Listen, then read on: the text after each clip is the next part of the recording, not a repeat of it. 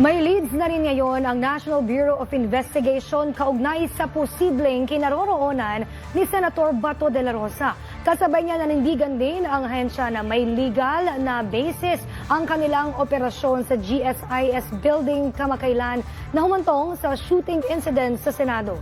Tinutukan niya ni Juan Antonio. Voluntaryong humarap ang mga tauhan ng National Bureau of Investigation sa PNP-CIDG kaugnay sa investigasyon sa nangyaring putukan sa Senado noong nakaraang linggo. Ayon kay NBI Director Attorney Melvin Matibag, naipasa na ng kanilang hanay ang mga ebidensya sa PNP-CIDG. Sumailalim na rin sa interview ang mga agents na pumasok sa GSIS building. Nanindigan si Matibag na may legal basis ang naging operasyon ng ahensya dahil mismong GSIS ang humingi ng saklolo sa NBI. We recognize their effort sa investigation process nila. No? They've gathered the evidence from the Senate, from GSIS.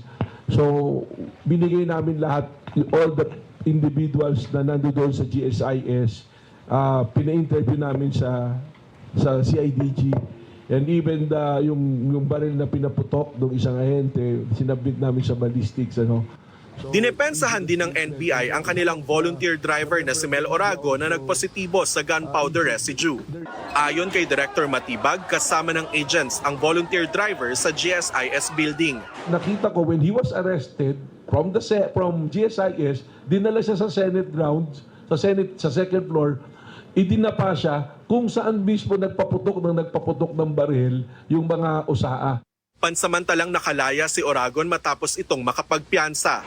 Pinauubaya na rin ng NBI sa CIDG, DOJ at Ombudsman ang investigasyon sa nangyaring putukan sa Senado, pero gagawa rin ng sariling investigasyon ng NBI sa kanilang mga ahente. Bumwelta rin si Matibag sa naging pahayag ni Senate President Alan Peter Cayetano na hindi nila matitibag ang Senado. Giit ni Matibag na walang utos na tibagin ng Senado at lalong walang utos mula sa executive branch na manggulo. This is not about Senator Alan Peter Cayetano or about me. This is about the rule of law. This is about law and order. Muling binalikan ni Matibag ang gentleman's agreement nila ni SP Cayetano. May usapan daw sila na hindi papasok at mga aresto ang NBI sa Senado. Kung mayroon man daw na hindi sumunod sa usapan, yun ang mga senador na nakausap ng NBI dahil sa pagpapaalis kay Senador Bato de la Rosa sa kanilang kustodiya. Hindi na idinetalye pa ng NBI pero may lead raw ang ahensya kung nasaan si de la Rosa. Sa panig naman ng Department of Justice, may practical steps daw ang DOJ para malocate ang senador.